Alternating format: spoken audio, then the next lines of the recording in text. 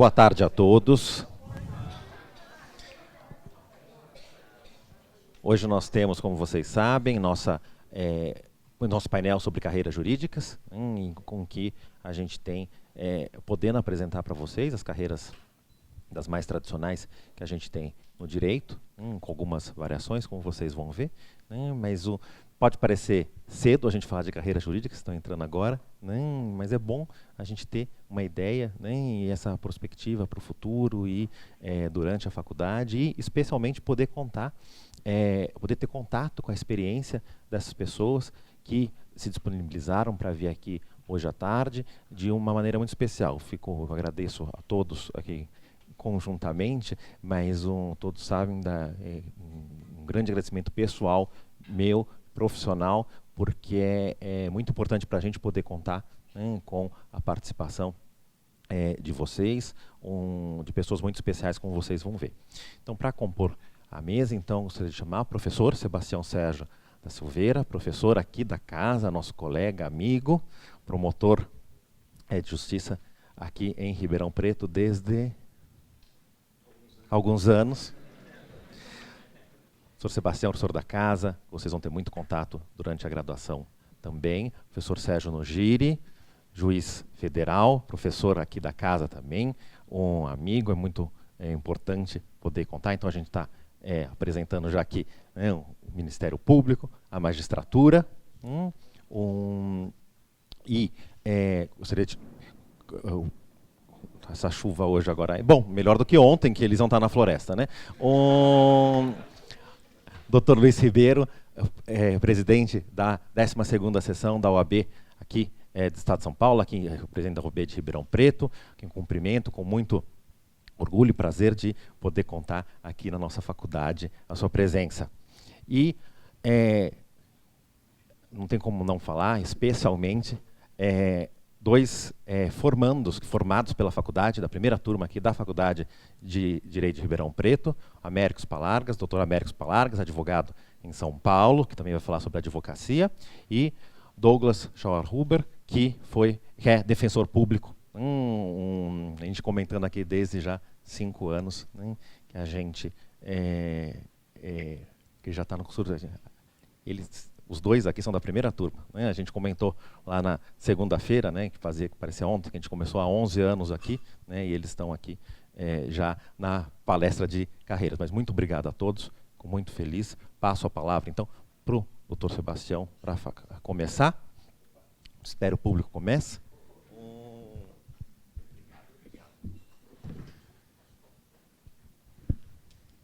Boa tarde a todos. Em primeiro lugar, gostaria de agradecer a gentileza do Dr. Alessandro de me incluir aqui dentre o rol dos ilustres convidados da tarde, saudar aqui os integrantes da mesa, Dr. Sérgio Nogiri, meu colega aqui da escola, meu dileto amigo, saudação muito especial ao nosso presidente da OAB, meu amigo de longa data, Dr. Professor Luiz Vicente, os dois colegas egressos aqui da Faculdade de Direito, Dr. Douglas e Dr. Américo, registrar também a presença do secretário da OAB aqui de Ribeirão Preto, Dr. Alexandre Silveira, uma satisfação muito grande estar ao lado de pessoas tão ilustres. E agora volto aos nossos calouros da Faculdade de Direito de Ribeirão Preto. Em primeiro lugar, para saudá-los pelo brilhantismo da conquista, pela conquista de ingresso na melhor universidade da América Latina, e conquista pelo ingresso na Faculdade de Direito, que hoje, no Brasil, tem sido a primeira em muitos índices, inclusive de aprovação no exame da Ordem dos Advogados do Brasil. Portanto, é uma conquista maiúscula, que obviamente qualifica cada um de vocês pelo esforço que fizeram para ingressar nessa mesma unidade. E a vocês, além dos cumprimentos, já é hora da primeira cobrança. Vocês ingressaram numa universidade pública, e, portanto, passam a ter responsabilidades com o contribuinte que sustenta essa mesma universidade. Portanto, a seriedade deve ser a marca maior da permanência de vocês nessa mesma unidade. Até porque, nesse dia, também recebe um legado que foi construído pelas gerações que aqui passaram. E, portanto, um dia vocês serão cobrados pela manutenção desse mesmo legado. Então, parabéns a todos, sejam muitíssimos bem-vindos aqui, e espero que nós possamos todos ter uma convivência muito harmônica e pacífica durante o período que estiverem aqui. E eu venho aqui hoje, não como professor, mas o convite foi para falar um pouco como promotor de justiça. E o professor Alessandro, já inicialmente, me fez uma provocação, me perguntando quantos anos eu tenho aqui de Ribeirão Preto, né? E já são muitos anos, já sou um velho promotor, e sou um promotor da velha guarda. E já posso também, inicialmente, dizer para vocês, não é, que eu sou um promotor que integrou a comissão pró-constituinte do Ministério Público. Portanto, eu participei do sonho da construção da instituição que hoje eu integro. Portanto, eu sou um promotor pré-Constituição de 1988, né, já com alguns anos de fila no Ministério Público. E eu venho falar de uma instituição que eu dediquei a minha vida a ela, eu tenho uma grande identidade com ela, e que, portanto, eu fico muito à vontade para falar de Ministério Público. E esse nosso Ministério Público que vocês conhecem hoje, gente, praticamente nasceu na Constituição de 1988. E, de fato, em 1988, nós sonhamos em construir o melhor Ministério Público do mundo. E no papel eu não tenho dúvida que na Constituição e nas leis orgânicas, lá nós temos o melhor Ministério Público do mundo. Infelizmente, hoje, talvez eu tenha uma certa decepção de que aquele Ministério Público que foi cunhado com tanto sacrifício lá na Constituição, que no papel talvez ele não seja exatamente aquilo que era a nossa expectativa e que é a expectativa da população ainda hoje.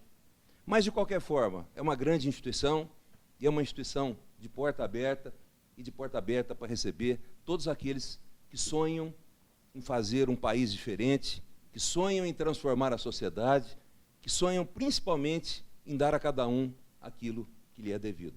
E principalmente aqueles que são os mais necessitados, aqueles que não têm voz, enfim. Então, é uma instituição onde a gente pode construir muita coisa. E pode construir exatamente porque foi isso que nós escrevemos na Constituição de 1988. Então, se pegarem lá dos artigos 127 e 129 da Constituição, vocês vão ver que a gente escreveu um modelo de uma instituição sem precedentes no mundo. Uma instituição que foi apartada dos demais poderes da República e que a ela foi dado tudo aquilo que precisa para desempenhar com excelência os papéis que lá lhe foram deferidos. Então, o Ministério Público, gente, é uma instituição que, acima de tudo, deve estar sempre a serviço da sociedade. É uma instituição que não deve trabalhar para pessoas, que não deve trabalhar para partidos, que não deve trabalhar para governos, mas, acima de tudo, é uma instituição da sociedade. Deve ser visto como patrimônio da sociedade e cuidado para que, assim, ele seja mantido. E o fato, gente, é que também o Ministério Público ele tem uma longa história. E nós não sabemos exatamente de onde é que surgiu essa instituição. Qual que é a primeira notícia história do Ministério Público? Alguns apontam lá na França como procurador do rei, enfim. Mas, possivelmente, em sociedades muito mais antigas, os gregos, os romanos, por exemplo, tinham lá uma figura que era o chamado curador de viúvas. E aí, muitos historiadores acham que aquele curador de viúvas tenha sido lá o primeiro representante do Ministério Público. Então, vocês imaginam uma época que a mulher não podia frequentar a escola, que a mulher não podia exercer nenhuma função, enfim, que a mulher tinha como função única e exclusiva cuidar da sua prole. O dia que essa mulher ficava viúva, obviamente que ela era objeto de todos os tipos de exploração. Então, desde os tempos mais remotos, as monarquias tradicionais tinham lá essa figura de um funcionário público para defender o direito dessa hipossuficiente que era viúva. E possivelmente ali, então, foi o primeiro Ministério Público. E na sequência, gente, aparece uma outra figura, como sendo o procurador do rei. E aí, por uma longa parte da história, o Ministério Público funcionou exatamente como sendo o quê? O representante dos interesses do rei. E não só dos interesses públicos, mas também dos interesses privados do rei. Daí, essa figura de procurador do rei, e até hoje, né, em alguns lugares, o representante do Ministério Público ainda tem essa denominação de procurador. Procurador exatamente porque é aquele que defende, aquele que procura defender os interesses do rei. Numa segunda fase, terceira fase da história, isso já estamos aqui no Brasil, e no Brasil, uma grande parte, antes da Constituição de 1988, o Ministério Público se transforma em defensor do Estado, representante dos interesses do Estado. E, portanto, já tivemos uma evolução bastante significativa, que o Ministério Público deixa de defender interesses privados e passa a ser defensor de interesses do Estado brasileiro. E foi assim que nós, por exemplo, por longo período, cobramos dívidas do Estado. Eu, na minha época, ainda tinha essa função de atuar nas execuções fiscais de interesse da União, no passado também do Estado, enfim. E só a partir de 1988 que há um rompimento com isso. E o Ministério Público, então, deixa de defender interesse do Estado. E na Constituição de 88 nós escrevemos que o Ministério Público é defensor da sociedade. E é o defensor dos chamados interesses individuais indisponíveis. Essa, portanto, é a instituição que deve defender o cidadão e que deve defender a sociedade. E, portanto, tudo que estiver fora disso são anormalidades que não estão de acordo com o modelo constitucional de 1988. E dentro desse escopo, dentro desse perfil, hoje nós temos 2 ministérios públicos que, segundo a Constituição, são unos e indivisíveis e que devem se pautar exatamente pelos mesmos princípios. Então, nós temos o Ministério Público, que é o da União, e os ministérios públicos são dos Estados. Esses 2 ministérios públicos desempenham funções idênticas. E a única diferença que existe é que o Ministério Público da União funciona perante os órgãos do Poder Judiciário da União e o Ministério Público do Estado funciona perante os órgãos do Poder Judiciário dos respectivos Estados da Federação. Eu sou do Ministério Público do Estado de São Paulo, portanto, eu atuo perante a Justiça Estadual do Estado de São Paulo. E esse Ministério Público, essas funções todas, são muito divididas entre promotorias e entre promotores de justiça. No Ministério Público da União, são os procuradores da República. Essa nossa carreira é um pouco diferente do federal para o estadual. As carreiras de Ministério Público Estadual são muito maiores, a Justiça Estadual é muito maior do que as outras, portanto, há uma complexidade maior e a carreira é um pouco mais extensa do que no Ministério Público da União. No Ministério Público da União, a carreira começa como Procurador da República Substituto e Procurador da República. E depois, Subprocurador da República. Só esses níveis. Já nos estados, a gente tem Promotor de Justiça Substituto, que é o início da carreira, Promotor de Justiça de primeira entrância, ou entrância inicial, entrância intermediária e entrância final. E o último grau da nossa carreira é o Procurador de Justiça. Procurador de Justiça no Estado e Subprocurador da República na União atuam perante tribunais. Procurador da República e Promotor de Justiça atuam perante os órgãos de primeira instância do Poder Judiciário. Então, fundamentalmente, essa carreira. Quem ingressa? Ingressa sempre como substituto. E substituto, como diz lá na minha terra, é um pau de toda obra. É aquele que faz tudo, é aquele que pode atuar em qualquer unidade do Ministério Público. Então, aquilo que deveria ser a fase mais tranquila da carreira, na verdade, é a pior de todas. Porque a função do substituto é atuar onde não tem outro.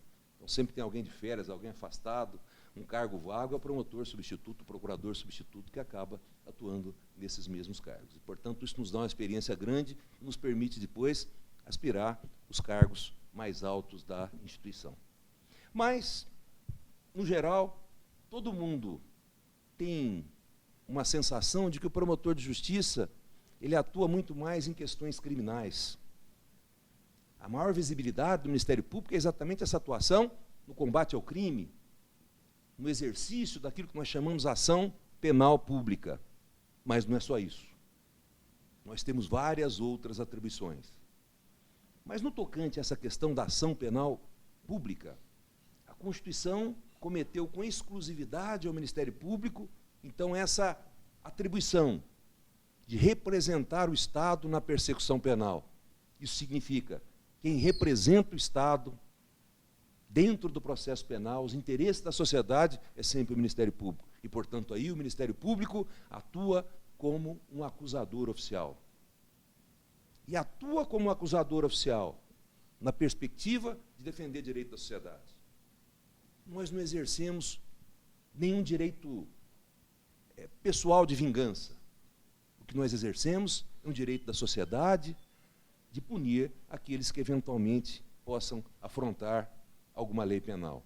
Então essa é uma atribuição tradicional, das mais antigas que nós temos, e todas as vezes, então, que alguém comete um crime, esses crimes mais graves, que nós chamamos crimes de ação penal pública, então é o Ministério Público, que, em nome da sociedade, que, em nome do Estado, atua na perspectiva, então, de punir essa mesma pessoa. E essa atuação criminal do Ministério Público também é muito dividida. Nós temos muitas frentes de atuação. Nós temos hoje, por exemplo, promotores que se dedicam a atividades de investigação criminal. Nós temos promotores que só atuam acusando réus. Nós temos promotores que atuam, por exemplo, no tribunal do júri, naqueles julgamentos populares, lá também acusando as pessoas. E, portanto, isso é dividido e organizado de acordo com as peculiaridades e de acordo com as necessidades de cada localidade. Agora, além dessa atuação no âmbito criminal, nesse âmbito que pode levar as pessoas para a cadeia, nós temos uma outra atuação, que é a atuação na área civil. Civil é tudo aquilo que não é criminal. Tudo que não tem crime, portanto, a gente joga essa grande área, que é a área civil. E na área civil nós temos duas sub-áreas bastante relevantes de atuação. A primeira, a gente atua como fiscal da lei, que nós chamamos de custos legis. Então, nesse caso, a atuação do Ministério Público se dá sempre em processos, em ações propostas por terceiros, e o Ministério Público lá funciona exatamente porque existe algum interesse relevante. E é na defesa desse interesse relevante que há a atuação do Ministério Público. Então, por exemplo, numa ação de divórcio, que é uma briga de marido e mulher, na maior parte das vezes, tem que necessariamente ter intervenção do Ministério Público. Por quê? Porque, por exemplo, pode ter filhos, e filhos são hipossuficientes, e, portanto, precisa dessa atuação do Ministério Público na perspectiva da defesa do interesse desses hipossuficientes. Em qualquer outro processo onde exista lá o interesse público relevante, necessariamente a gente vai ter, então, a intervenção do Ministério Público. Então, são processos de falência, processo de registro público, mandados de segurança, ações populares, tudo aquilo que a lei reconhece a existência de um interesse público primário, lá deve estar um representante do Ministério Público agindo em nome de quem? Em nome da sociedade que ele, em última análise, acaba representando.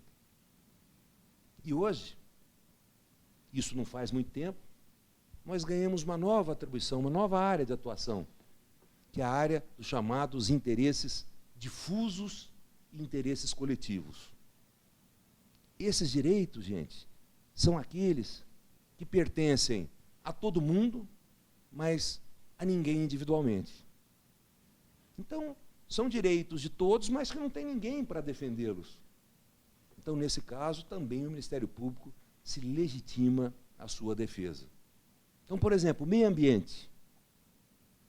Todos nós temos interesse na preservação do meio ambiente, mas ninguém de nós, individualmente, pode defender o meio ambiente. Então, é por isso que a Constituição, ela coloca esses bens sob a proteção, sob a tutela de algumas instituições, algumas particulares e algumas do Estado. E o Ministério é uma delas, que tem, então, essa função primária de defesa desses mesmos interesses, né? Então, quando há, por exemplo, uma devastação ambiental, o Ministério Público atua no sentido do quê? De recomposição dos bens, de indenização à sociedade e tudo mais. E aí nós atuamos quando há patrimônio público, alguém, por exemplo, subtrai dinheiro do erário. Nós atuamos quando há algum problema com o consumidor, esse interesse coletivo, infância e juventude, idosos, saúde pública, enfim. E dependendo, então, do tamanho da cidade, do tamanho da localidade, nós temos promotorias especializadas e cada uma cuida de um desses mesmos interesses. Então, conforme vocês perceberam, o que a gente faz no dia a dia é exatamente trabalhar em nome de um interesse da sociedade. O que legitima a nossa atuação sempre é a proteção de algum interesse social de algum interesse coletivo. Mas eu preciso dizer para vocês que a gente tem ainda um espaço gigantesco para ocupar, que nós temos muita coisa para fazer e que a gente pode transformar muito o país, principalmente em momentos como esse, de dificuldades institucionais. É aí que a gente precisa de um Ministério Público forte e de um Ministério Público que precisa exercer de fato aquilo que são as suas funções constitucionais, e dentre elas uma que eu falei lá no começo e que a gente não tem se preocupado muito, que é com a defesa intransigente dos direitos individuais de cada um, dos chamados direitos individuais indisponíveis. Então vejam que coisa curiosa. Um processo criminal compete ao Ministério Público a acusação do réu que eventualmente praticou um crime. Mas dentro desse mesmo processo, lhe compete o dever de defender de forma intransigente o direito de liberdade do cidadão, de forma que ele atua de duas formas, como acusador e também como fiscal da lei, como fiscal dos interesses daquela pessoa que está sendo processada. Isso é algo muito caro e é algo que a gente precisa levar com muito mais seriedade do que a gente tem hoje. E esse mesmo réu, que é acusado pelo Ministério Público, que é condenado a pedido do Ministério Público, posteriormente, quando ele vai para uma penitenciária, lá deve atuar o Ministério Público na fiscalização do cumprimento de seus deveres. E muitas vezes, na nossa atuação, o nosso oponente é exatamente o Estado que nos paga. E, por exemplo, nós temos muitas atuações contra o Estado para manter a dignidade dessas pessoas que estão presas e assim sucessivamente. Então, gente, o Ministério Público é uma instituição que, a despeito dessa sua relevância e de tudo mais, é uma instituição que não é para muitos. O Ministério Público é uma instituição para aquelas pessoas que têm disposição de enfrentamentos. E a nossa vida é uma vida de enfrentamentos. Isso não é cômodo. A gente passa noite sem dormir, a gente enfrenta poderosos, a gente enfrenta crime organizado e enfrenta muita coisa. Então, aqueles que um dia fizeram opção pelo ingresso no Ministério Público precisam sempre da consciência de que, além de um bom salário, eu acho que a gente ganha muito bem, além de estabilidade e outras coisas mais, o fato é que a gente tem também muitos desafios no nosso dia a dia. Portanto, é preciso coragem e é preciso disposição para cumprir aqueles mandamentos que estão na Constituição de 1988. Promotor gosta muito de falar. Então, se me deixar aqui, eu passo a tarde inteira falando, né? E como eu já percebi que o professor Alessandro já olhou 2 vezes no relógio, eu não vou. E a professora Mônica já me olhou com cara feia, ela como é minha chefe aqui, pode me, né? Então, eu vou parando por aqui, mas vou ficar à inteira disposição para responder eventuais perguntas ou para responder alguma crítica que eventualmente vocês têm aqui. Então, muito obrigado pela atenção de me ouvir, viu, gente?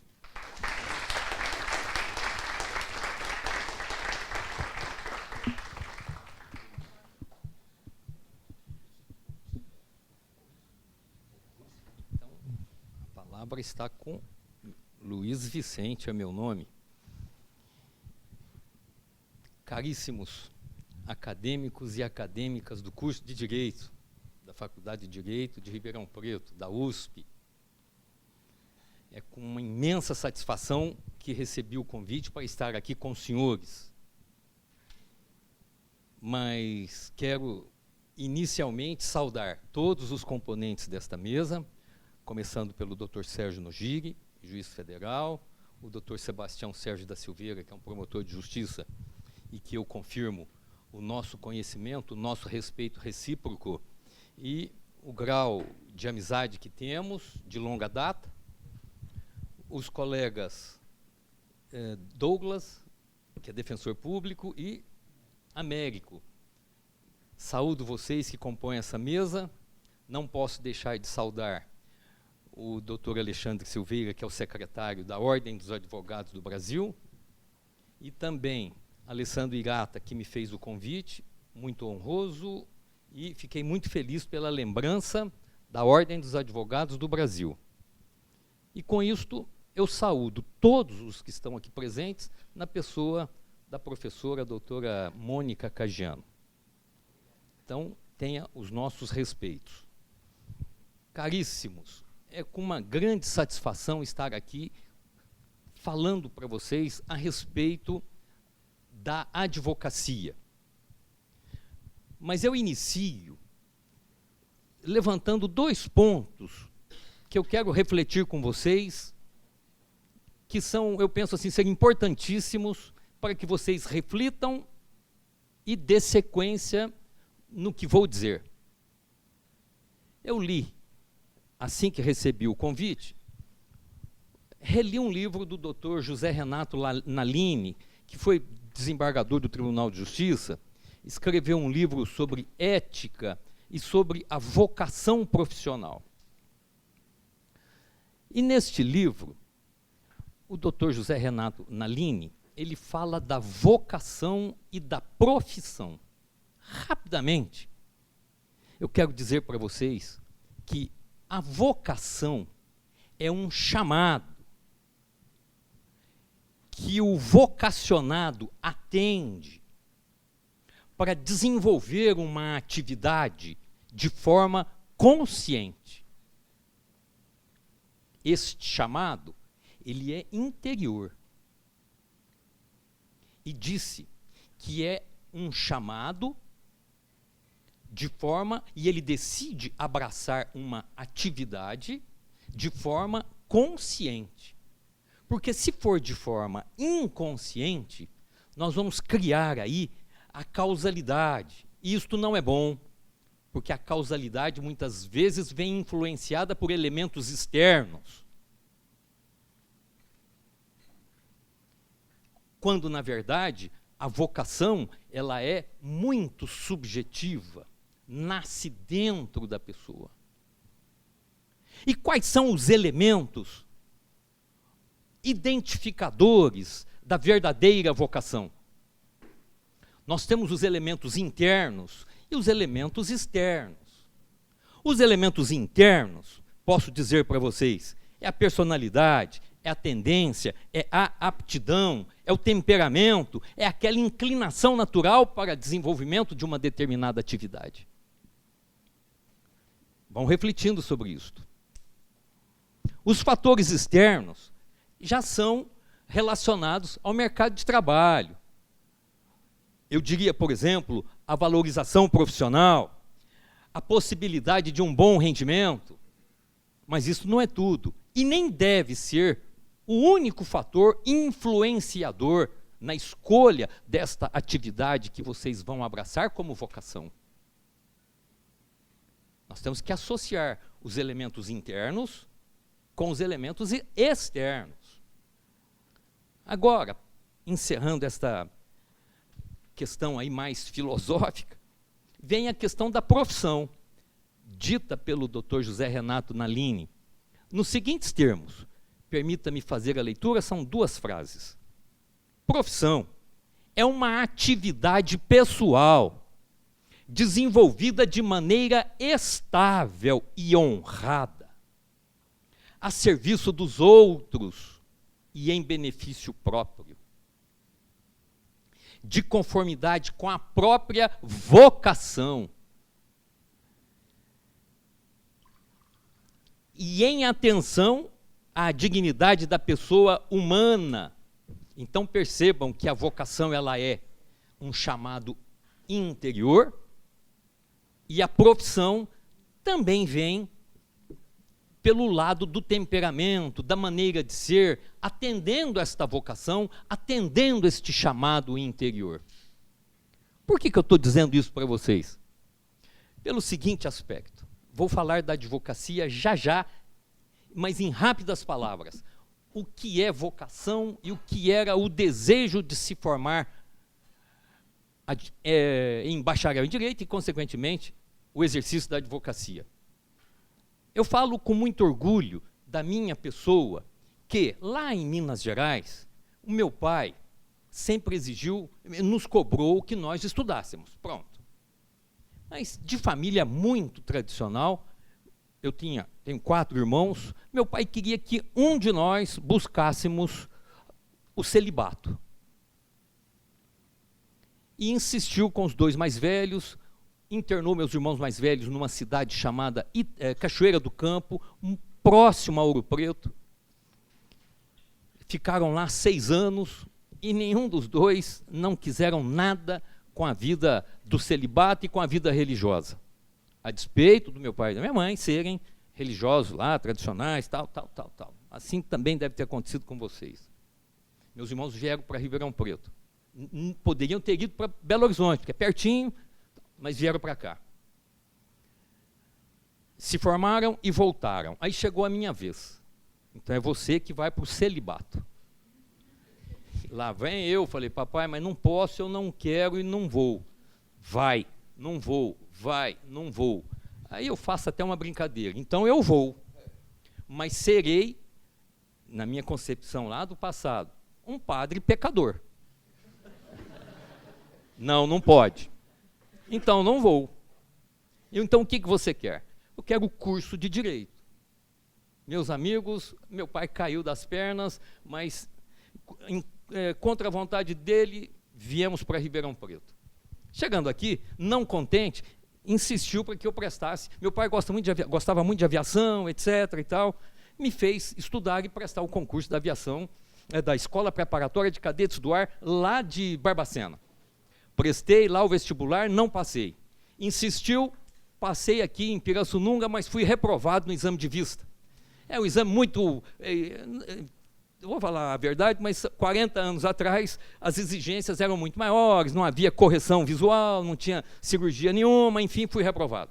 Fiquei fazendo os exames lá no hospital do 4º Comando Aéreo da Aeronáutica, lá em São Paulo, fui reprovado no exame de vista, ponto, pacífico. Meu pai, não contente, insistiu, fiz aviação civil, tirei o brevet, entreguei o brevet para meu pai, que, aliás, está guardado comigo, mas foi uma entrega simbólica, nunca mais renovei e fui fazer o curso de Direito.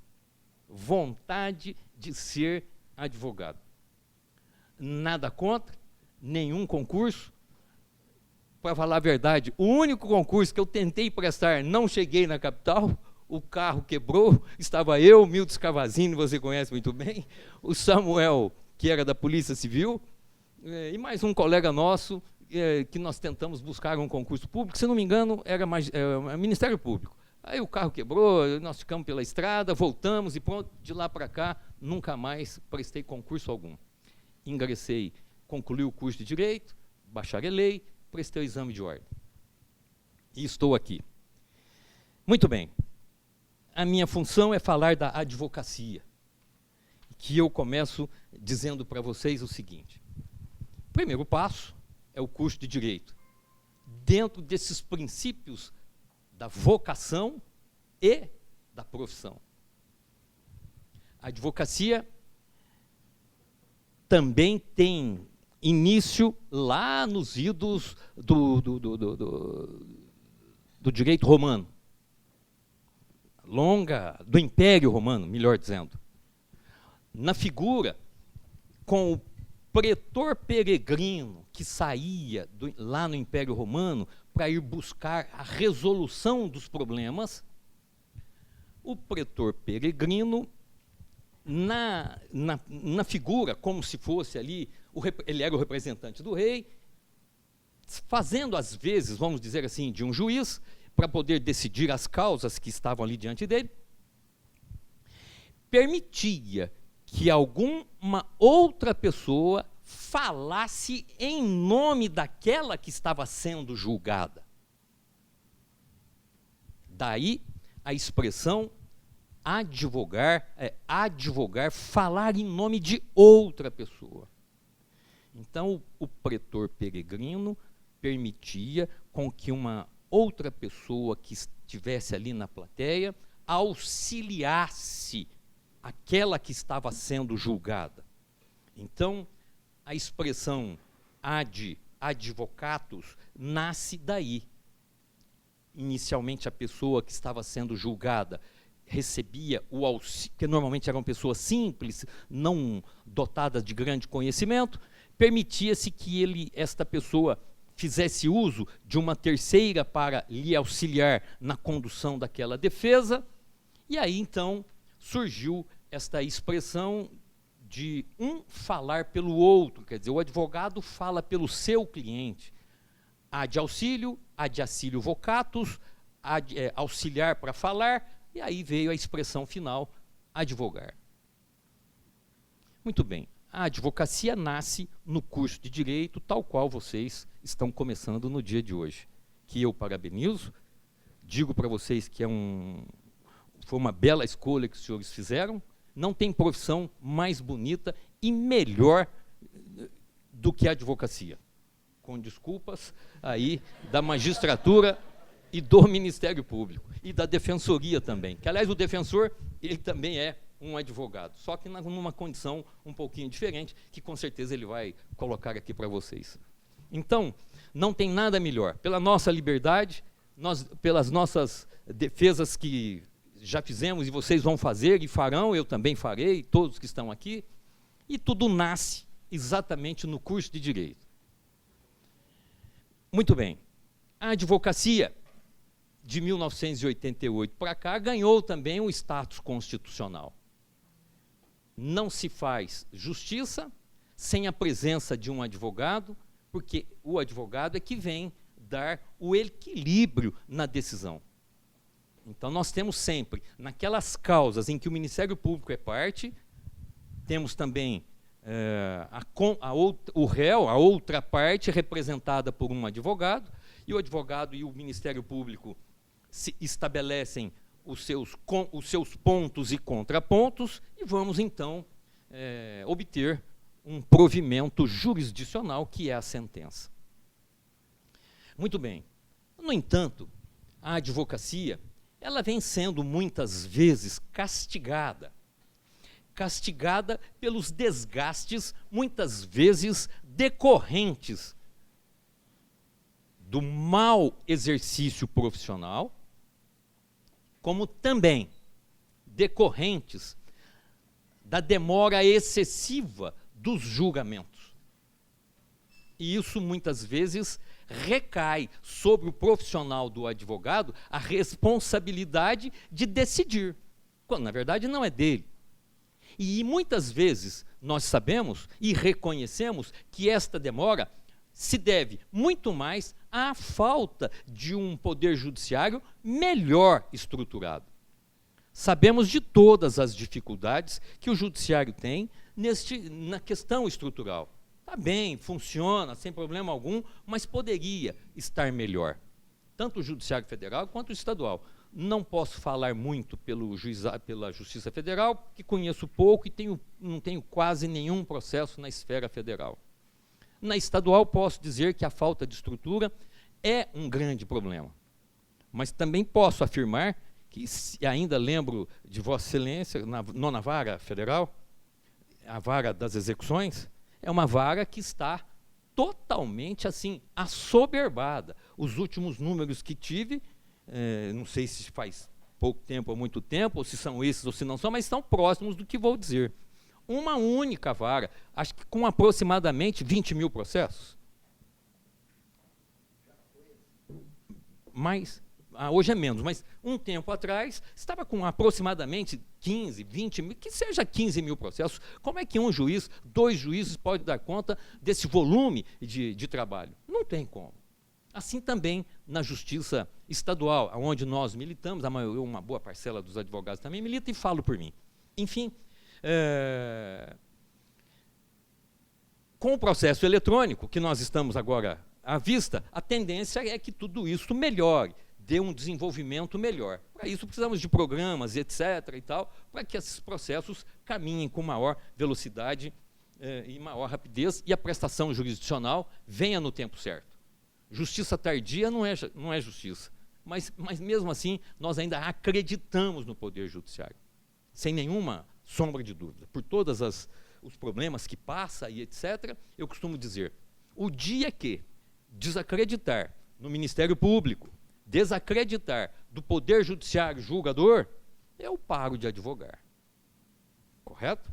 Então, a nossa primeira crença é no Poder Judiciário, no Ministério Público, que vem desenvolvendo um belíssimo trabalho com o advento da nova Constituição. E o Poder Judiciário, se algum erro, não conheço assim erros gravíssimos a ponto de dizer que foi a maior injustiça de todos os tempos. Não conheço. O que pode haver, às vezes, é um excesso de pena que o tribunal normalmente dosa e coloca no devido lugar. Ou, às vezes, a pena ou a condenação, não vamos falar só no processo criminal, não é? Vamos falar também nas questões civis. Às vezes, vem uma condenação muito pequena e, às vezes, o tribunal melhora e ajusta isso. Enfim, o advogado é o contraponto do Ministério Público e não se faz justiça sem a presença de um profissional advogado. Quero dizer para vocês que a justiça no Brasil ainda não se democratizou. Ela, da forma com que ela está posta, ela coloca o advogado muito distante daquilo que ele, advogado, deveria fazer, que é mitigar, diminuir a distância das injustiças ou das pessoas, dos cidadãos que vivem na sociedade. Mas o trabalho do advogado é um trabalho importante, é um trabalho reconhecido, e a Ordem dos Advogados do Brasil tem a sua relevância, a sua participação nessas questões democráticas, nessa questão da política nacional e para cuidar também dos advogados. Agora, o profissional vocacionado, prestem atenção, ele tem deveres a cumprir. E se ele descumpre estes deveres, ele vai ferir preceitos internos da instituição, da nossa corporação, da Ordem dos Advogados do Brasil, cometendo, então, neste caso, faltas que nós chamamos de desrespeitos éticos, faltas éticas. E isto compromete não só aquele profissional desrespeitoso com as questões éticas, como todos os demais. Isso é muito ruim. Portanto, o profissional vocacionado, que tem aquele chamamento interno, que é levado a abraçar uma atividade de forma honrada, porque tem tendência, porque tem o perfil para desenvolver aquela atividade, aquela profissão, ele precisa, de fato, cumprir as regras da sua própria instituição.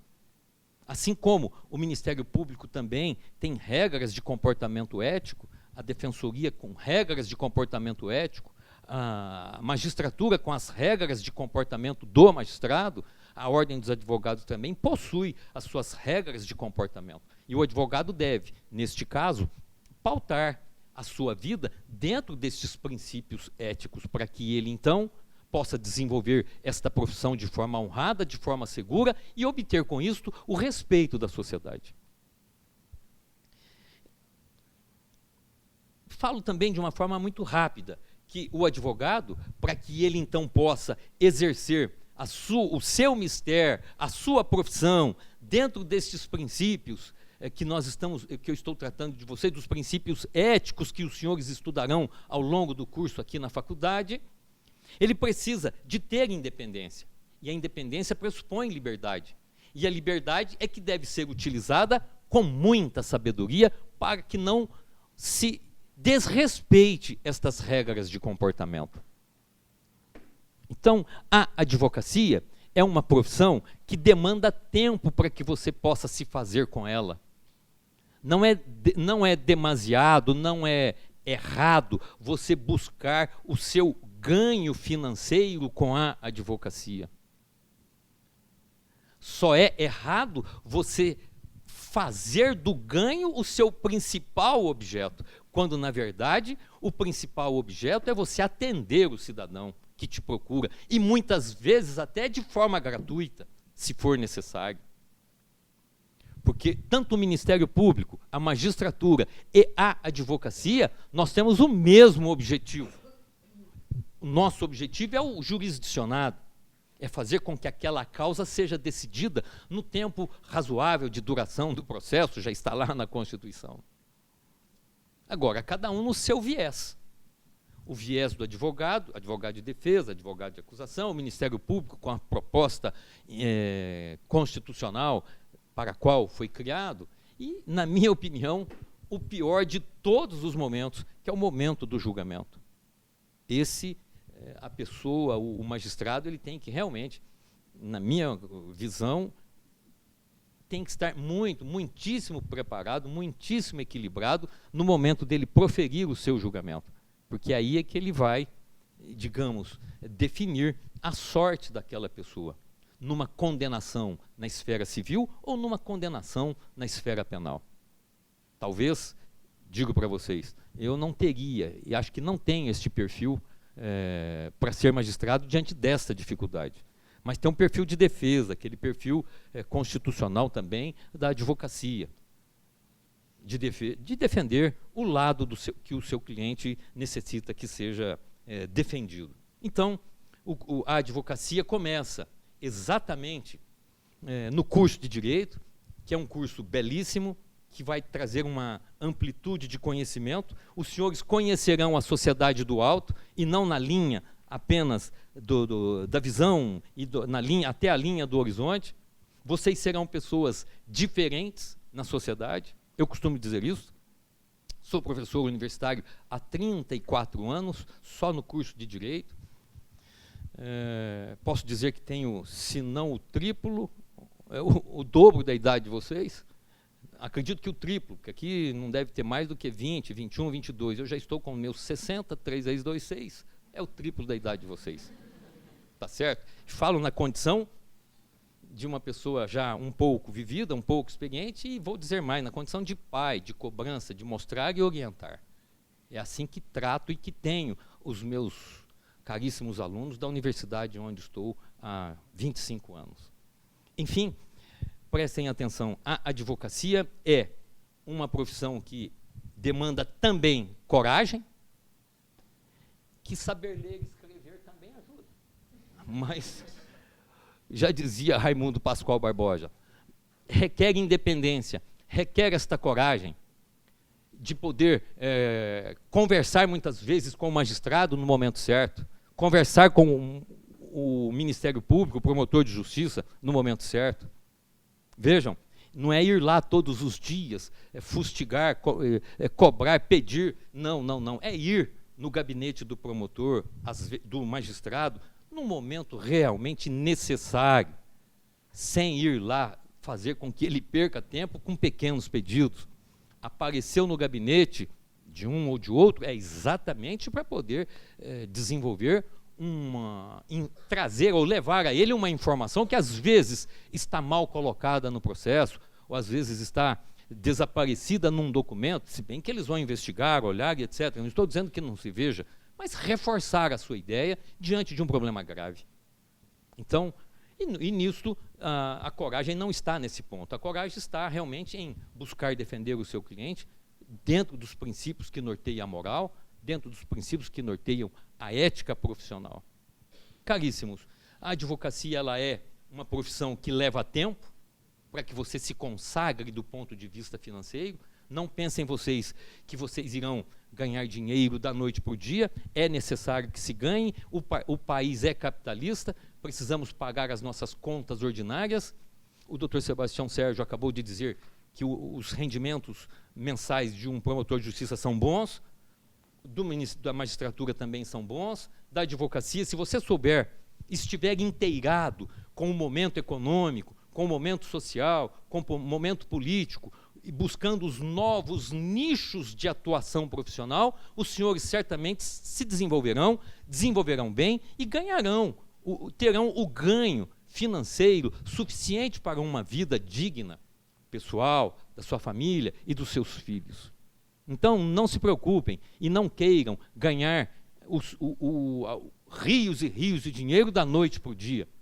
Leva tempo. Eu afirmo para vocês, eu passei a ter um rendimento bom, satisfatório, depois de 10 ou 12 anos de exercício profissional.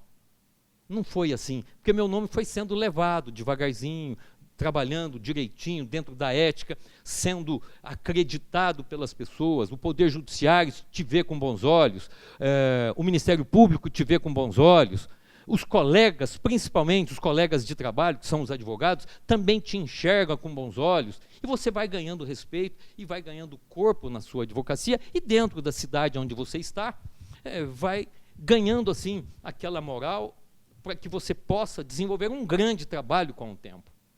Então, não é da noite para o dia que vocês terão os seus rendimentos. Enfim, eu posso dizer para vocês que é uma profissão muito bonita, é uma profissão constitucionalmente consagrada, necessária para a administração da justiça, belíssima, e eu desejo para vocês que vocês façam do direito uma forma segura e uma bela razão de viver.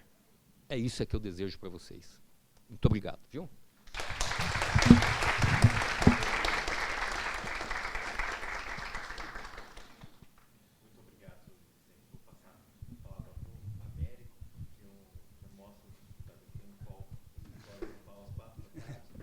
Vou ver se eu repasso para alguém da equipe. Já mandei. Boa tarde. Primeiro, cumprimentar os membros da mesa, o Dr. Nojiri. Na verdade, eu tenho, para a gente que é egresso da casa, acho que a gente se sente talvez um pouco mais do lado de lá do que do lado de cá ainda. Então, o professor Nojiri, professor Sebastião, Dr. Luiz, e cumprimentá-lo pela brilhante exposição que eu, como advogado, endosso sem nenhuma reserva. Douglas, que é meu colega de turma, era colega de sala. Agradecer o convite do professor Alessandro. A gente se sente muito feliz de poder voltar a Ribeirão, estando em São Paulo há bastante tempo já, e cumprimentar a professora Mônica, a nossa diretora. Eu queria ser menos protocolar, vim até sem gravata, e fazer algumas provocações e reflexões para vocês. Eu sou extremamente saudosista com Ribeirão Preto, eu fui atleticano do meu primeiro dia, eu trabalho com esporte hoje, acho que isso diz alguma coisa. Essas coroas que vocês estão usando, a gente não tinha quando a gente chegou, passou pela aula de Direito Romano, passou pela reflexão muito grande de qual é o objeto que a gente vai usar para identificar a nossa faculdade, identificar os nossos calouros. E acho que vocês merecem os louros de estarem aqui hoje, da conquista de vocês. Para os que vão para a vida de concurso, é o primeiro concurso que vocês passam, então tenham isso em mente. Já é um desafio muito grande conquistado, então meus parabéns e bem-vindos. Direito ela pode ser uma carreira travada, estanque, conservadora, e cabe às pessoas que exercem o direito nas suas mais diversas vertentes, como promotor, como professor, como advogado, como juiz, desafiar esse conservadorismo que vem da escola de direito normalmente. Então, assim, a primeira questão que eu queria levantar é: quem joga videogame aqui? De verdade, pode levantar a mão, não precisa ter vergonha. Tem bastante gente que joga videogame aqui. O direito regula as relações no videogame, da produtora do jogo, do atleta, do clube, das vendas do jogo, da transmissão do espetáculo, da organização do evento. Tecnologia, moda, esporte, empreendedorismo, todas essas são dinâmicas sociais que o direito vai regular. E às vezes o direito está atrasado. Às vezes a sociedade evoluiu e o direito ficou para trás. E são os operadores do direito que vão olhar para isso e vão moldar essa nova realidade, adaptar o direito a essa nova realidade, porque o direito pode ser dinâmico. São muitas frentes para atuar, não é só a área criminal, a área civil, a área previdenciária, a área tributária, a área trabalhista, existem muitas vertentes hoje. Nós temos, felizmente, da nossa época de faculdade, eu trabalho com esporte, tem uma colega que trabalha com fashion law e propriedade intelectual, tem outro colega que trabalha com empreendedorismo, law techs e startups. Então, assim, o meu primeiro recado para vocês é: não se assustem com esse paquiderme, que às vezes pode parecer uma coisa estanque, parada. Ele pode ser dinâmico e vocês podem tornar isso dinâmico, e basta vocês terem a vontade de fazer isso. E aí eu entro no que efetivamente tinha me pedido o professor Hirata para falar, do que é a carreira de um advogado e advogado que trabalha com esporte. É o WhatsApp de cliente o tempo inteiro. O WhatsApp é o novo e-mail. Mas o que a gente faz como advogado trabalhando em direito desportivo? Bom, eu mexo muito com futebol. Futebol ainda, e espero que o Dr. Luiz não tenha assustado com vocês com essa parte financeira, mas o futebol ainda é o setor do esporte que mais movimenta dinheiro no país. Então a gente trabalha muito com atletas e com clubes, os contratos de trabalho, os contratos de transferência, direitos de imagem, direito de arena, são discussões que a gente vê muito no dia a dia de quem acompanha o esporte e vê notícias. A parte de direito do trabalho a gente acaba tocando também, porque nós estamos tratando de uma relação de emprego entre um atleta e um clube. Mas as transferências, o sistema FIFA, a parte regulatória de como é que funcionam as regras de cada um dos campeonatos e cada uma das competições, então isso faz parte da nossa análise no dia a dia. Então a gente começa a ver várias frentes. Você tem uma frente contratual, você tem uma frente regulatória de análise e de elaboração de parecer, elaboração de consulta, para você dizer para o cliente, bom, a regra diz isso, você pode agir dessa maneira ou não pode agir dessa maneira. Tem a parte de briga também, do professor Sebastião estava falando dos conflitos, né, e no esporte não é diferente. Eu trabalho muito com a parte disciplinar. Então, aquele cartãozinho vermelho que o seu atacante tomou no domingo, que desfalcou o time, ele vira um processo na justiça desportiva. Então, a gente trabalha fazendo a defesa desses atletas perante a justiça desportiva, muito parecido com o que é feito no direito penal também. E, às vezes, o atleta é inocente, às vezes ele não é tão inocente assim. E aí a gente vai trabalhar a dosimetria da pena e ver, bom, ele tem que ficar suspenso 6 jogos, ele tem que ficar suspenso 2 jogos, ou ele tem que ser só advertido. Os clubes são partes em processos disciplinares, e os processos disciplinares são no Campeonato Paulista, no Campeonato Brasileiro, na Conmebol, na FIFA, dependendo da competição. E eu trabalho muito também com arbitragem. Arbitragem vocês vão aprender com a cadeira de processo civil da faculdade, que é excelente. É um meio alternativo de resolução de disputas. Então, ao invés de levar a disputa contratual, comercial, entre 2 clubes ou entre um clube e um atleta para o Poder Judiciário, isso é levado para uma Câmara especializada. Na minha área, muito forte, é uma Câmara especializada dentro da FIFA. Então, os processos são julgados na Suíça. Os processos são conduzidos em uma das 4 línguas oficiais da FIFA, que são o inglês, o espanhol, o alemão e o francês. Então, já aqui fica a minha recomendação para, se quiserem trabalhar com esporte, ter pelo menos 2 dessas línguas bem afiadas. Infelizmente, o português ainda não chegou lá. E das decisões da FIFA, cabe recurso ao Tribunal Arbitral do Esporte, que é a instância máxima do esporte em nível mundial, que também fica na Suíça. Uma das situações mais interessantes que a gente tem no mundo do esporte é esse conflito entre a jurisdição estatal, porque as câmaras de arbitragem estão sujeitas à lei do país onde elas estão constituídas. Então, a FIFA está sujeita à lei suíça, porque ela é uma associação de direito civil suíça, assim como o Tribunal Arbitral do Esporte, mas mesmo as câmaras de arbitragem no Brasil estão sujeitas à jurisdição estatal brasileira e, portanto, as decisões que elas proferem têm que obedecer ao que diz a nossa legislação. Tem muita frente para atuar. Eu, como fã de esporte, desde que eu me entendo por gente, e acho que a faculdade me ajudou a reforçar essa ideia. Quando eu estava sentado onde vocês estão hoje, eu não fazia ideia do que fazer, eu só gostava de ser da Atlética. Eu me matava para passar na prova do professor Hirata, eu passei os meus perrengues na faculdade. Aliás, podia botar um pouquinho de esporte na parte de direito romano, professor, o que você acha? Então, arena, direito de arena vem de Roma, afinal de contas, né? Mas acho que o meu recado que eu queria passar para vocês era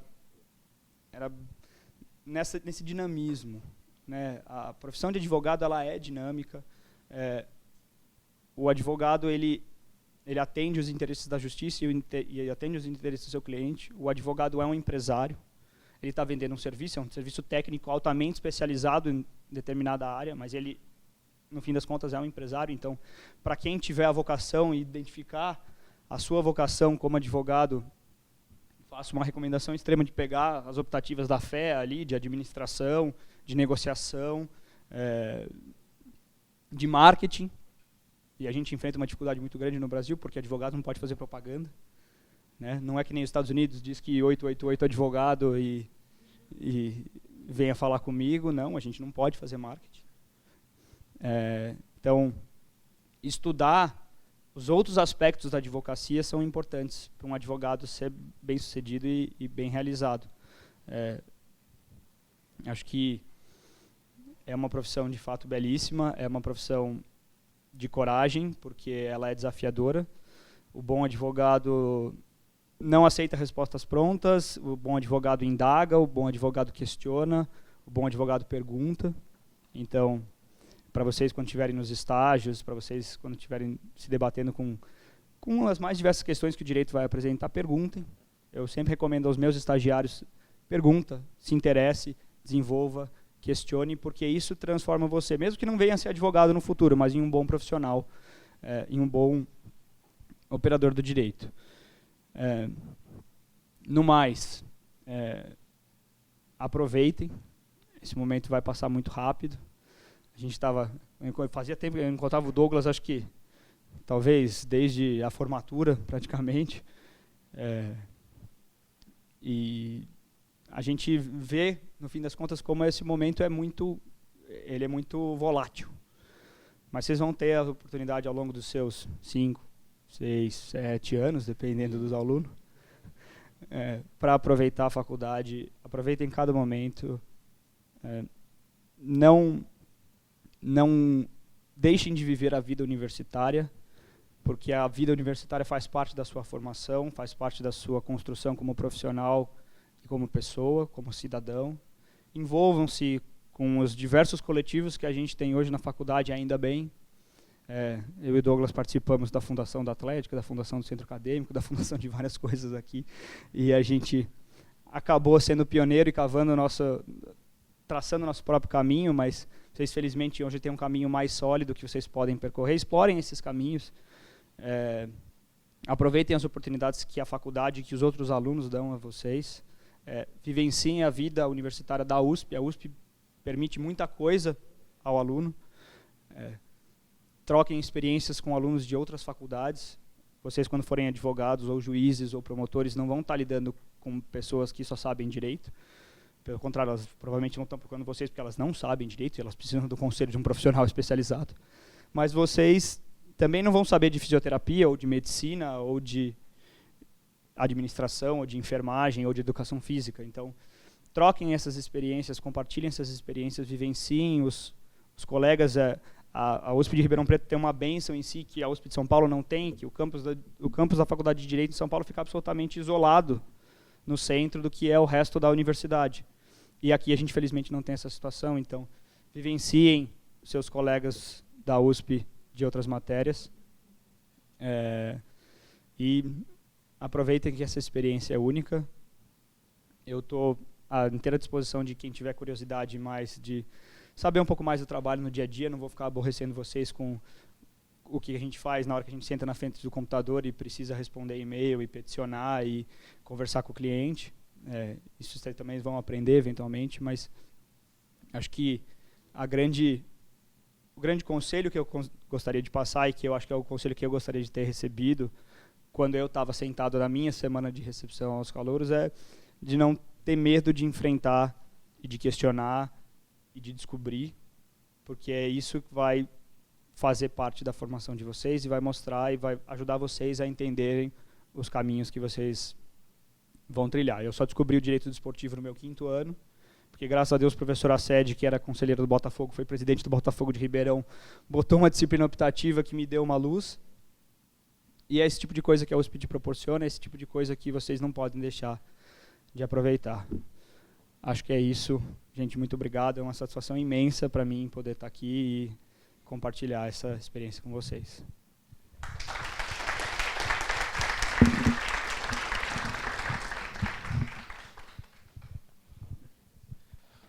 Boa tarde para todos. Em primeiro lugar, eu gostaria de agradecer ao professor Alessandro pelo convite, né, para poder falar com vocês sobre Defensoria Pública. Cumprimentar aqui todos os membros da mesa, na pessoa do Américo, meu colega de turma, de sala também, né. Acho que desde a formatura nós não nos víamos, né, só pelas redes sociais. Mas poder estar aqui hoje falando com vocês é uma coisa muito importante por dois motivos para mim. Primeiro, porque eu me vejo ainda, apesar de estar ficando mais velho já, me vejo no lugar de vocês, né? Faz 11 anos que a gente estava onde vocês estão hoje, então mudou bastante coisa, não tinha esse prédio, enfim, N coisas estavam diferentes, né? O senhor Américo participou mais da fundação da Atlética, eu participei bastante da formação do centro acadêmico, né? Então tive também uma atuação na formação do centro acadêmico, que hoje também é bastante forte, né, aqui na faculdade. E o segundo motivo é para falar para vocês da instituição a que eu pertenço hoje, a Defensoria Pública.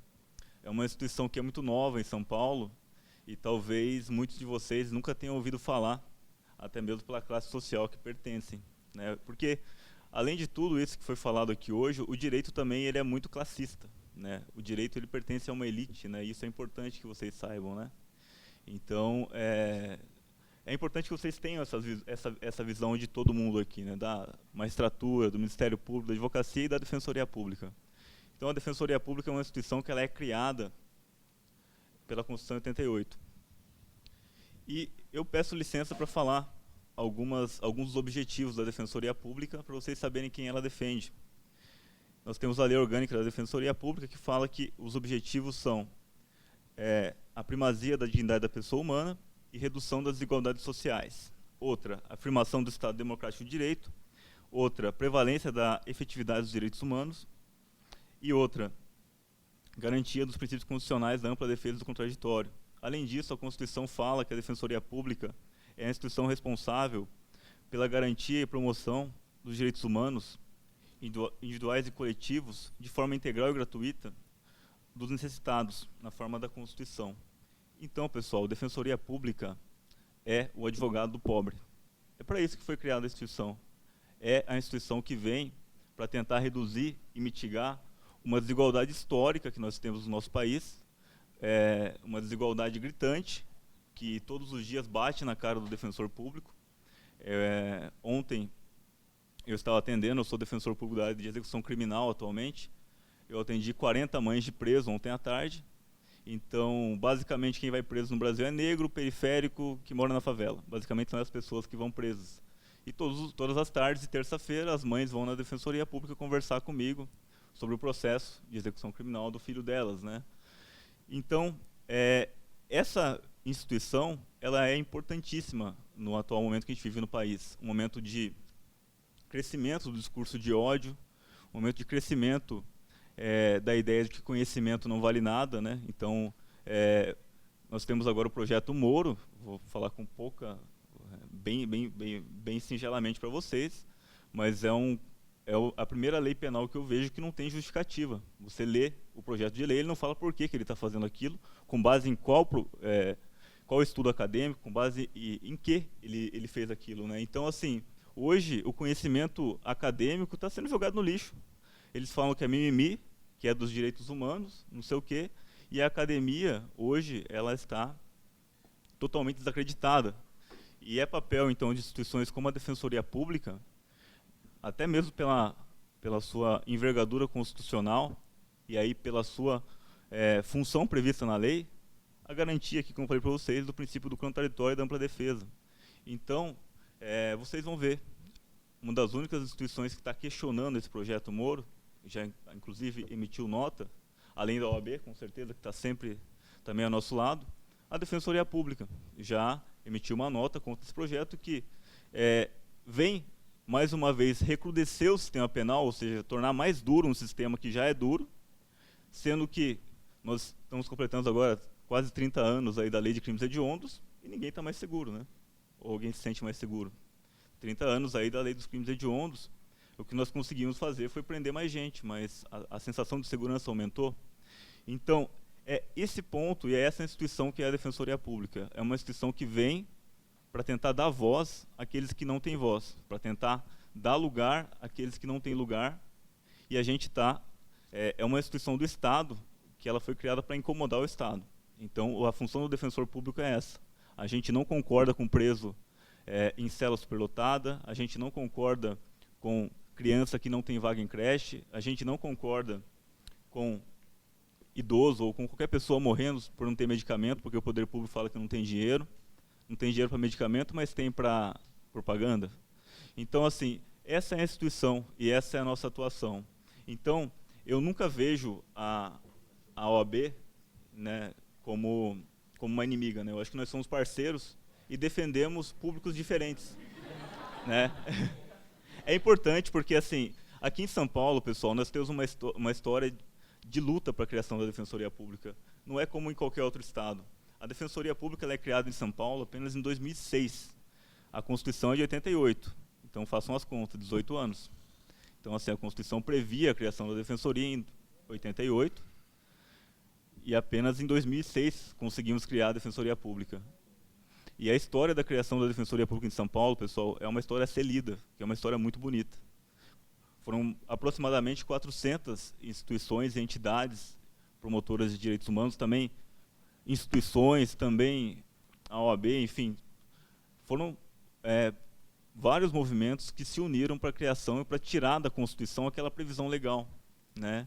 Muito pela resistência que havia na criação de uma instituição que, na verdade, seria uma instituição que ia incomodar muito e tem incomodado muito, porque é uma instituição que ela vem para tentar dar voz a essas pessoas que eu falei para vocês, são pessoas que realmente não tem ninguém por elas, né? E a Defensoria Pública, então, em São Paulo, é uma instituição que chega e causa bastante rebuliço, né? Nós somos, por enquanto, 750 defensores no Estado. Está aberto o concurso para a Defensoria Pública, teremos mais 40 colegas aí, pelo menos, 40 vagas novas, né? Mas no Estado, com 40 milhões de habitantes, a gente precisaria de pelo menos 2.500 defensores públicos, né? Do Estado, pelo menos, né? Atualmente, eu acho que são mais de 2.000 promotores, 2.000 juízes, né? A carreira já está bem sedimentada. Agora, a Defensoria está começando ainda, né? Ela está engatinhando. E aí eu falo essa questão da OAB, que nós somos amigos, porque eu tive a experiência de fundar uma Defensoria Pública numa cidade, né? Eu sou um dos fundadores da Defensoria de Limeira, que é uma cidade aqui perto, né? Não sei se tem alguém de Limeira aí, mas eu sou um dos defensores lá de Limeira. E quando a gente chega, necessariamente a gente tira o serviço de alguns advogados, que eram os conveniados, né? Que eram os advogados que faziam o serviço anteriormente feito pela Defensoria Pública. E nós sentimos uma resistência bastante grande, saiu matéria no jornal que a Defensoria estava acabando com a advocacia, enfim, tivemos um problema bem grande lá, por isso que eu falo que nós somos amigos. Eu acho que nós ocupamos públicos diferentes, a Defensoria é para o pobre, o advogado atende quem consegue pagar advogado e ponto, né? Eu acho que não tem essa divisão, né? Mas ainda é difícil em São Paulo, porque é uma instituição nova, né? Então são 5 anos de criação, 5 anos de criação em Limeira, nossa, deu bastante rebuliço. Mas hoje já acomodou, né? Eu acho que a Constituição ela é muito clara, né? Ela fala que o advogado é essencial à justiça e que a Defensoria Pública é essencial ao acesso à justiça dos pobres, né? Então, basicamente é isso. Quem é pobre vai para a Defensoria Pública, quem tem condição paga um advogado. Basicamente é essa a função, né? Eu acho que as duas instituições crescem, né? Pensando dessa forma. Então é isso. Eu acho que muitos de vocês aqui não tinham ouvido falar da Defensoria Pública, provavelmente nunca ouviram falar. Já obviamente que alguns ouviram falar, mas é uma instituição então que é desconhecida por maior parte da população, né? Ela é mais conhecida às vezes pela gente mais pobre e também da área criminal, né? Porque a gente defende muito quem vai preso, mas eles ainda confundem a gente com o advogado da OAB. Eles falam, você que é da OAB, você que é do Estado, aí a gente explica o que é a Defensoria Pública para eles todas as vezes, né? Mas é isso, pessoal. A Defensoria, então, essa instituição que ela vem com essa ideia de garantir direito a pobre. Então, é um direito social, né? Tem um doutrinador que chama Boaventura Souza Santos, não sei se vocês ouviram falar dele. Ele costuma falar que de nada adianta a Constituição nossa, ela prevê tantos direitos sociais quanto prevê. Analisem o artigo 5º, 6º, artigos 200 em diante da Constituição Federal. Eles traçam balizas de direitos sociais importantíssimos. Nós temos direito à saúde, à educação, tudo previsto constitucionalmente. Então, a gente poderia cobrar isso do Estado, mas Boaventura fala, de que adianta nós termos uma Constituição tão linda na teoria, se na prática a gente não tiver mecanismos para fazer que ela funcione. Então a Defensoria Pública, assim como a Advocacia, assim como o próprio Ministério Público, são instituições que podem fazer com que essa Constituição, que é linda na teoria, e vocês vão ler a Constituição porque estão fazendo direito, é muito bonita, mas para a gente fazer essa Constituição valer na prática, né? E aqui eu lembro de uma atuação conjunta da Defensoria de São Paulo com o Ministério Público de São Paulo, agora a decisão recente do mês passado. Um dos grandes problemas da atuação nossa nos presídios é que os presos eles não têm atendimento médico. Obviamente eu não quero generalizar aqui, mas é quase regra que eles não têm atendimento médico. Não tem equipe médica nos presídios. Eles morrem de coisas que ninguém morre mais. Eles morrem de gripe, morrem doenças que não matam quem está na rua. Se atacarem algum presidiário, provavelmente vão matar, né? Então, assim, o índice de mortalidade dos presos, comparados a quem está solto, é absurdamente maior. E isso eu estou falando inclusive com base em estudo, né? Foi feita pesquisa e se constatou que realmente é verdade.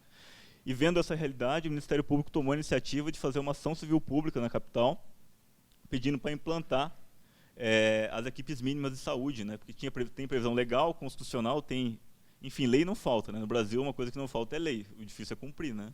Então, assim, entramos com essa ação civil pública, a Defensoria Pública entrou também como interessado, né?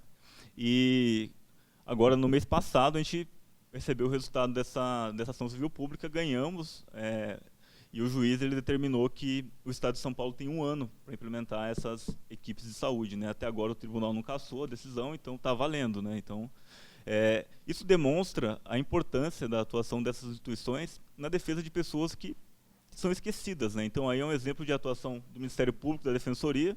Tanto o Ministério Público quanto a Defensoria, eles têm alguns pontos de convergência na atuação na defesa dos necessitados, né? Então, a Defensoria, às vezes, acaba atuando no vácuo do Ministério Público e vice-versa também, né? O Ministério Público ele também tem esse poder de atuar aí, muitas vezes, onde a Defensoria não estava atuando.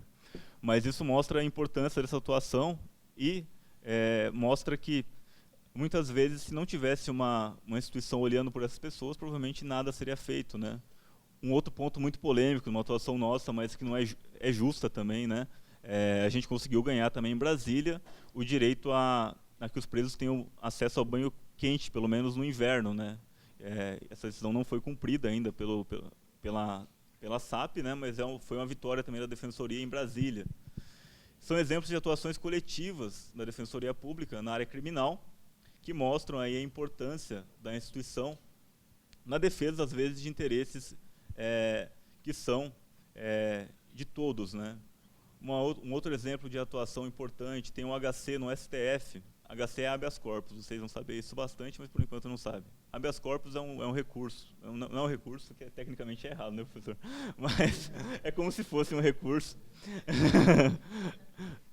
Tecnicamente está errado, mas é como se fosse um recurso. E que também foi impetrado por um defensor público questionando a criminalização do uso de maconha, por exemplo. Então isso vai ser julgado pelo STF, pode ser que, por conta de uma atuação individual de um defensor, passe a ser legalizado pelo menos o posse da maconha para consumo pessoal. Enfim, são N situações, é um desafio ser defensor público, a gente atende ao público, né? Então é um desafio, porque a gente faz atendimento ao público em todas as áreas, então eles chegam com a demanda, você tem que estar sempre com tudo na ponta da língua, então às vezes eles querem uma ação de, sei lá, brigou com o vizinho, quer ver o que a gente pode fazer, eles chegam com os fatos, né? Então é impressionante, assim, chega qualquer coisa, chega coisas impossíveis também, que você sabe que não pode fazer, às vezes vem alguns também loucos, que falam assim, eu sou amigo do Silvio Santos, ele está me devendo tal coisa, ele me prometeu um carro, agora eu quero cobrar porque ele não me deu o carro, enfim. A triagem da Defensoria Pública é uma coisa que vocês têm que ver, porque é uma coisa... É muito desafiante, né? Você está todo dia ali atendendo aquelas pessoas, elas falam a demanda dela e você tem que dar uma resposta rápida, né? Então, aqui até tem, eu acho, na faculdade deve ter um convênio, né, com a Defensoria, que é possível no 3º ano, né? No 3º ano vocês podem, por exemplo, estagiar na Defensoria Pública, foi quando eu conheci a Defensoria Pública, porque quando eu entrei na faculdade eu queria ser juiz. E, inclusive, eu estagiei na Justiça Federal, nesse estágio obrigatório, mas, posteriormente, eu acabei ingressando na Defensoria como estagiário. E aí foi ali que eu me encontrei e falei, não, eu quero ser defensor público. Então, eu encontrei aí a vocação aí que o colega advogado aqui falou. Mas é isso, pessoal. Eu fico à disposição também para eventuais perguntas, né? Eu sei que eu acho que assim como o doutor promotor aqui que está presente, eu também adoro falar, e a Defensoria Pública ela dá muito pano para manga, porque é muita coisa que acontece. A gente também presencia muitos absurdos, né? Então, a gente tem muito para falar, assim, né? Mas é muito cedo, né? Vocês vão passar por tudo isso, vão estudar muito. Mas uma coisa que o Américo falou, que eu achei importante que vocês levem sempre para frente, tenham uma visão crítica do direito, sabe? Tudo que vocês aprenderem, vocês critiquem, porque o direito não é tão bonitinho assim, as coisas não são tão bonitinhas, e as regras elas são feitas para preservar o interesse de algumas pessoas e para prejudicar outras. Então, eu acho que não tem uma visão de que tudo é bonito, tudo é lindo, tudo é maravilhoso, tá? Se puderem estagiar, tentem estagiar na advocacia, na defensoria, no Ministério Público, vejam todas essas possibilidades, né? Estudem bastante, né? Uma das coisas que mais me ajudou assim na faculdade, que eu até agradeço, é a monitoria de direito romano que eu fiz com o professor Irata, né? Porque amplia muito o horizonte e você já começa a ter uma atuação prática ali bem cedo, né? Então, aproveitem bastante esse momento, né? Passa muito rápido. Aproveitem as festas do campus também, como o Américo falou. E é isso aí, conheçam aí Ribeirão, que é uma cidade que deixa muita saudade, né? Eu, todas as vezes que for convidado, virei aqui porque eu gosto muito de relembrar, né? Lembrar os tempos da faculdade e poder passar para vocês um pouco da nossa experiência. Obrigado.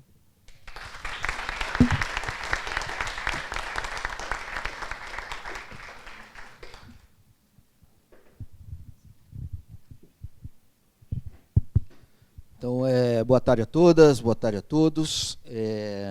Eu vou tentar ser o mais breve possível, né, poupá-los de muita fala, mesmo porque vocês serão meus alunos durante esse primeiro semestre, né, então vocês ainda vão ter oportunidade, prazer ou desprazer, não sei, de me ouvir bastante, né. Então, de qualquer maneira, eu não trouxe nada preparado e eu gostei de falar por último, né, porque daí eu fui pegando algumas coisas das pessoas que me antecederam e vou tentar amarrar algumas coisas que foram faladas, né, com a minha fala, né. O doutor Luiz Vicente ele comentou, né, da questão da decisão judicial, né, falou, deve ser muito difícil decidir, etc. Né. Então eu diria que a função de juiz, né, ou o cargo de juiz, o que ele tem de diferencial é justamente esse ponto culminante do processo, que é a decisão judicial, né. Então, na verdade, todos eles trazem argumentos, provas, fatos e etc. para nós, juízes, decidirmos, né? E talvez assim o recorte mais interessante para se fazer aqui é com relação ao processo de tomar de decisão judicial. Como é que se decide, afinal, né? Como é que os juízes acabam decidindo, né? Esse acho que é um recorte interessante, porque a gente poderia falar de várias coisas, inclusive de algumas que foram faladas, né? Por exemplo, o excesso de processos, o número de faculdades no Brasil, vários outros aspectos, mas eu vou fazer um recorte específico no processo de tomar decisão, né, até pelo nosso tempo, etc. Tá bom. Então, um ponto que eu queria colocar, né, que não foi falado, talvez assim, eu, Sebastião, né, o Luiz Vicente, que somos um pouco mais velhos, né, não sei se eles concordam comigo, mas assim, na época que nós ainda estávamos lá, uns 20, 30 anos atrás, a forma como se enxergava o direito, se descrevia o direito, se falava do direito, era muito diferente da de hoje, né? Então, o papel do juiz... Na minha época, né, na nossa época, a gente ainda ouvia juízes dizendo que eles eram escravos da lei e diziam isso com muito orgulho, né? Depois a gente passou um período em que as frases eram, não, o juiz tem que sair do gabinete dele para conhecer o mundo lá fora, etc., né? E agora a gente vive uma fase muito interessante que é, juiz, volta para o seu gabinete, cara, que você está fazendo política, você está fazendo um monte de coisa que não é da sua alçada, né? Então, assim, a gente passa por esses períodos de transformação e hoje nós estamos num período de transformação muito interessante, né? Que nós temos juízes que viraram capas de revista e heróis nacionais que depois ocupam cargos de de ministros de governo, nós temos ministros do Supremo Tribunal Federal que são muito mais conhecidos do que políticos de carreira, né, que precisam de votos, né. Então, assim, nós temos juízes de esquerda, de direita, tudo muito politizado, tudo muito discutido em termos políticos, né, ideológicos. O que eu quero, rapidamente, o que eu quero dizer com isso? Né? Eu quero dizer o seguinte, que na nossa época mais atrás, não que a política não estivesse presente, ela sempre esteve. Né? Acho que a própria noção, conceito de direito, a gente vai ver mais para frente, envolve necessariamente alguma interface com a política. Mas isso nunca teve tão claro hoje. Né? A política nunca invadiu tanto o direito invadiu a política. Né? Então a gente ouve falar em ativismo judicial, ouve falar em várias outras expressões que simbolizam isso. Né? Essa atividade política do judiciário ou vice-versa. Né? Por que eu estou falando isso, né, para alunos de primeiro ano? Porque eu quero dizer o seguinte, que o direito está em transformação, né, e isso também já foi dito aqui. Talvez as faculdades de direito estejam ainda trabalhando com alguns modelos, em parte, né, que não acompanharam essas transformações. Né? E já que o meu recorte é no processo de tomada de decisão, o meu ponto é o seguinte, aí eu posso pegar vários modelos, vou usar um só, né, que é um que a ciência política usa, que chama modelos comportamentais de decisão. Nos modelos comportamentais de decisão, a ciência política diz o seguinte, a decisão ela pode ser trabalhada no modelo legal. Como é que faz isso? A pessoa leva o fato, indica a norma, o juiz ajuiza para decidir, basta saber se aquilo que está sendo alegado bate com aquilo que está na norma.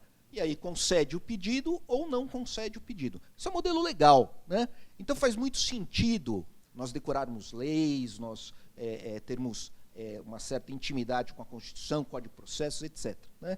Esse é o modelo mais tradicional que se estuda e que se ensina nas faculdades de Direito. Mas a ciência política diz o seguinte, mas não é só o modelo legal. Né? Tem uma outra parte que não de certa forma, assim, ela fica mais ou menos esquecida. A gente ouve muito nos corredores, quem trabalha sabe, mas não se diz claramente, abertamente, ou pelo menos de uma forma metodológica ou acadêmica, né? que é o elemento ideológico da decisão, do processo de tomada de decisão. Né? Então, isso está muito claro hoje em dia. A gente sabe quem são os juízes que têm uma tendência, pelo menos esses do Supremo Tribunal Federal, mas para quem está, por exemplo, de Ribeirão Preto, também sabe quem que é o juiz que gosta de prender, quem que é o que gosta de soltar, quem que gosta de... Né? Então, a gente sabe quem são, e esse aspecto talvez ideológico. E esse está meio por fora assim, dos nossos estudos. Né? E aí eu queria pegar um outro gancho também com o que foi falado, porque enquanto eles foram falando, eu me lembrei de uma postagem, um post desses de rede social, que me chamou a atenção. Né? O post dizia o seguinte, olha, defender direito dos negros, da comunidade LGBT ou das mulheres, não é ser de esquerda. Isso é a Constituição. Né? Mas a gente vive um momento tão conturbado da vida política, né? Tão, que às vezes você falar em defender direitos que estão na Constituição significa um posicionamento político ideológico. Não é. Né? Isso é mais ou menos o óbvio. Né? Então, retomando, né, os nossos ex-alunos aqui que disseram, olha, aproveitem um campus, aproveitem a faculdade. Né? A Faculdade de Direito de Ribeirão Preto está situada dentro de um campus onde a gente tem a possibilidade de interagir com as demais faculdades. Né? Tudo isso para dizer o seguinte, que a formação nesses 5 anos de faculdade, talvez mestrado, ou quem sabe mais para frente doutorado, né, que faz parte desse processo de formação, talvez seja mais importante do que propriamente o conhecimento técnico-jurídico. Porque na teoria do direito a gente costuma dizer dos casos fáceis e dos casos difíceis. Caso fácil, né, como o próprio nome diz, qualquer, com o avanço da tecnologia, especialmente, né, inteligência artificial, rapidamente isso se resolve, não vai nem precisar da participação humana, se for o caso. Né? Porque são casos repetitivos, né, casos muito fáceis. O que sobra aí são os casos difíceis. E os casos difíceis, eles são julgados muito por achismos, por ideologia, né, por interesses próprios, né, de autopromoção, seja lá o que for, né? E se já que é assim, e se isso faz parte do direito, isso é uma reflexão que eu deixo, se o direito mantém essa parte aberta, né, que a gente não encontra na lei e que cabe ao julgador decidir, ao juiz decidir, então que seja decidido por pessoas que tenham uma formação, né, é uma expressão antiga, né, mas que vale a pena trazer, mais humanística, né? Ou seja, vale a pena investir numa formação que não seja meramente técnica legalista, né? E é isso que a gente quer para vocês aqui na Faculdade de Direito de Ribeirão Preto. Pelo menos é o que eu quero, e pelo menos eu acho que todos que estão aqui também, né?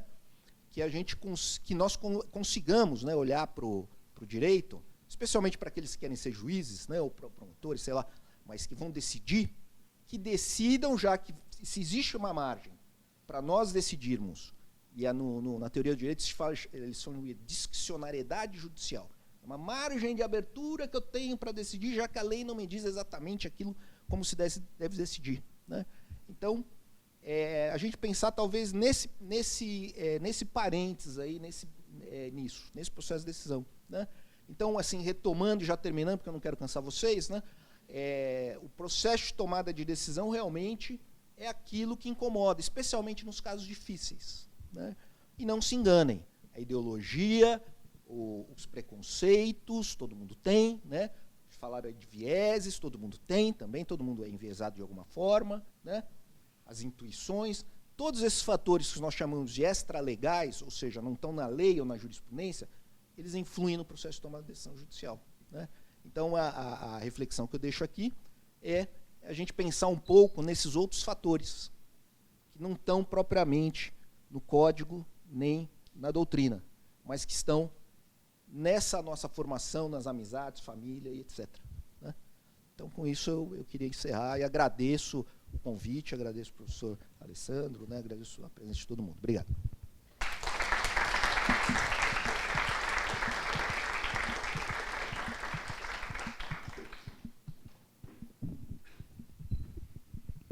Muito obrigado, Sérgio, muito obrigado a todos. Gostaria de agradecer mais uma vez a presença, a participação de todos. Emocionante, eu diria, dos nossos alunos também.